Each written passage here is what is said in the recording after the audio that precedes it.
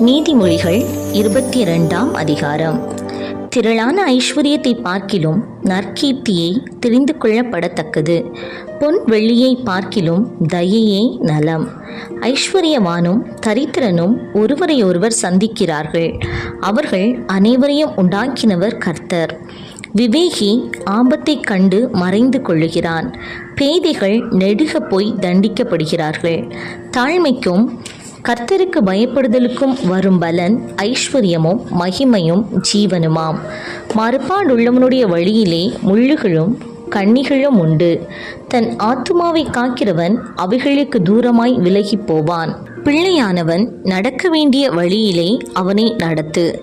அவன் முதிர் வயதிலும் அதை விடாதிருப்பான். ஐஸ்வர்யவான் தரித்திரனை ஆளுகிறான். கடன் வாங்கினவன் கடன் கொடுத்தவனுக்கு அடிமை. அநியாயத்தை விதைக்கிறவன் வருத்தத்தை அறுப்பான். அவன் உக்கிரத்தின் மிலாறு ஒளியும். கருணை கண்ணன் ஆசீர்வதிக்கப்படுவான். அவன் தன் ஆகாரத்தில் தரித்திரனுக்கு கொடுக்கிறான். பரியாசக்காரனை துரத்திவிடு, அப்பொழுது வாது நீங்கும். விரோதமும் அவமானமும் ஒளியும். சுத்த இருதயத்தை விரும்புகிறவனுடைய உதடுகள் இனிமையானவைகள். ராஜா அவனுக்கு சிநேகிதனாவான். கர்த்தருடைய கண்கள் ஞானத்தை காக்கும். துரோகிகளின் வார்த்தைகளையோ அவர் தாறுமாறாக்குகிறார். வெளியிலே சிங்கம், வீதியிலே கொலையுண்பேன் என்று சோம்பேறி சொல்லுவான். பரஸ்திரீகளின் வாய் ஆழமான படுகுழி. கர்த்தருடைய கோபத்திற்கு எய்துவானவன் அதிலே விழுவான். பிள்ளையின் நெஞ்சில் மதியேனம் ஒட்டியிருக்கும். அதை தண்டனையின் பிரம்பு அவனை விட்டு அகற்றும்.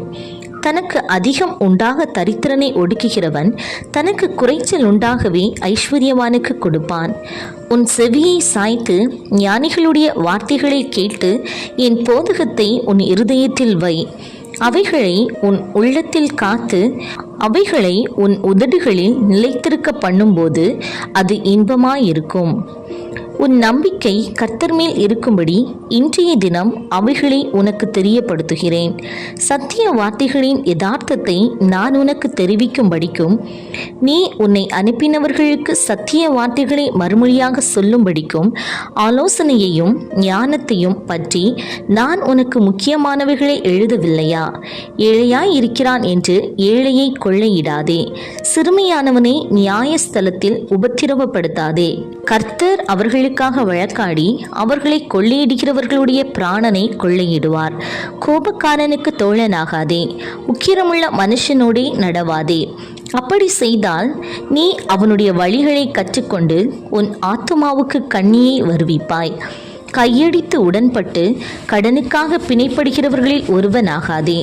செலுத்த உனக்கு ஒன்றும் இல்லாதிருந்தால் நீ படுத்திருக்கும் படுக்கையையும் அவன் எடுத்துக்கொள்ள வேண்டியதாகுமே. உன் பிதாக்கள் நாட்டின பூர்வ எல்லைக்குறியை மாற்றாதே. தன் வேலையில் ஜாக்கிரதையாய் இருக்கிறவனை நீ கண்டால் அவன் நேசருக்கு முன்பாக நில்லாமல் ராஜாக்களுக்கு முன்பாக நிற்பான்.